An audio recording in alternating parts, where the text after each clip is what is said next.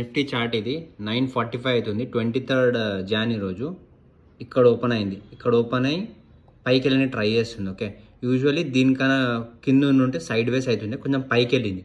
So maximum ఇక్కడ దాకా వెళ్ళని ట్రై చేస్తుంది. ఈరోజు నిఫ్టీ ఎక్స్పైరీ కాబట్టి క్విక్ మూవ్ సెకండ్ హాఫ్లో కానీ 2 తర్వాత ఫాస్ట్ మూవ్స్ వచ్చే ఛాన్సెస్ ఉన్నాయి. కానీ అదే టైంలో మీరు జాగ్రత్తగా ఉండాలి. ఎందుకు తెలుసు, ఆ క్విక్ మూవ్లో క్యాపిటల్ లేచిపోయే ఛాన్సెస్ ఉంటుంది. ఓకే, సో జాగ్రత్తగా ట్రేడ్ చేయండి. ఓకే, సో ఇప్పటిదాకా అయితే బుల్లిషే ఉంది. ఓకే, ఇక్కడ దాకా అయితే బుల్లిషే ఉంది.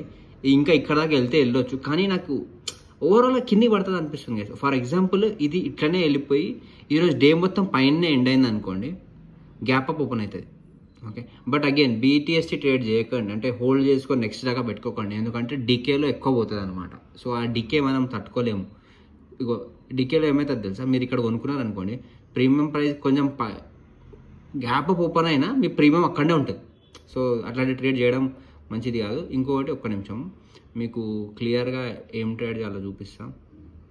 సో ఇక్కడ ఉంది ఇది 9:15 chart, second chart crazy bullish అయింది. Wow, nice. 5 minutes చూసుకున్నట్లయితే చూడండి, ఓ నైస్. ఇది ఫస్ట్ 9:15 ఒక బుల్లిషే ఉంది గైస్, కానీ ఇప్పుడు ట్రేడ్ చేయకండి. ఇది కిందికి వస్తుంది, మేబీ ఈ ఈఎంఐ దగ్గరికి వస్తుంది.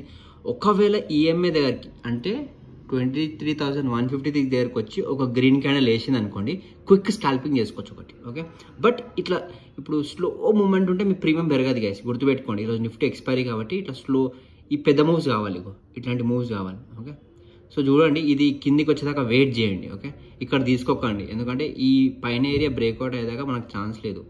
ఇగో ఈ ఏరియా బ్రేక్అవుట్ అవ్వాలి. ఒకవేళ ఈ ఏరియా బ్రేక్అవుట్ అయితే మీరు క్విక్ మళ్ళీ స్కాల్పింగ్ చేసుకోవచ్చు. బ్రేక్అవుట్ అయ్యి కన్ఫర్మ్ అయిన తర్వాత కొనుక్కోండి, ఇమీడియట్గా కొనుక్కోకండి. ఓకే, సో ఇది కిందికి వస్తే ఇక్కడ నుంచి ఒక గ్రీన్ క్యాండిల్ వచ్చింది అనుకోండి, గ్రీన్ క్యాండిల్ ఎండ్ అయ్యాక వెయిట్ చేయండి. ఎండ్ అయ్యింది అనుకోండి, ఇమీడియట్గా కొనుక్కోండి. దాని కింద అదే క్యాండిల్ కింద స్టాప్ లాస్ పెట్టుకోండి. ఓకే, స్టాప్ లాస్ డెఫినెట్గా మీ మైండ్లోనే పెట్టుకోండి. దీనికన్నా కిందికి పోతే నేను ఎగ్జిట్ కొట్టేసాను, అండ్ కిందికి రాగానే ఎగ్జిట్ కొట్టేసేయండి కామ్గా, వెయిట్ చేయకండి. తర్వాత లేదంటే ఇది బ్రేక్అవుట్ అయింది అనుకోండి, ఆగండి చూద్దాం బ్రేక్అవుట్ అయితే ఎక్కడ దాకా వెళ్ళొచ్చు అని. ఓకే, చలో అది బ్రేక్అవుట్ అయింది అనుకోండి, జోన్ అది వీటి దాకా వెళ్ళే ఛాన్సెస్ అయితే ఉంది. సమ్వేర్ అరౌండ్ 23,275 దాకా వెళ్ళే ఛాన్సెస్ ఉంది. బట్ మీరు హోల్డ్ చేసుకొని అక్కడ దాకా పెట్టుకోకండి. యాజ్ ఐ సెడ్, మనం స్కాల్పర్స్ కాబట్టి ప్రైజ్ యాక్షన్ మనం మెయిన్గా ఫాలో చేస్తాం కాబట్టి ఆ ప్రైజ్ యాక్షన్ ఫాలో చేయండి. ఓకే, దీనిది ప్రీమియం చార్ట్స్ నేను ఓపెన్ చేస్తలేను, ప్రీమియం ఎట్లా నడుస్తుందో చూసుకోండి. ఓకే, ఇగో ఇట్లా టెంప్ట్ చేస్తుంది, బ్రేక్అవుట్ అవుతున్నా అని చెప్పేసి బ్రేక్అవుట్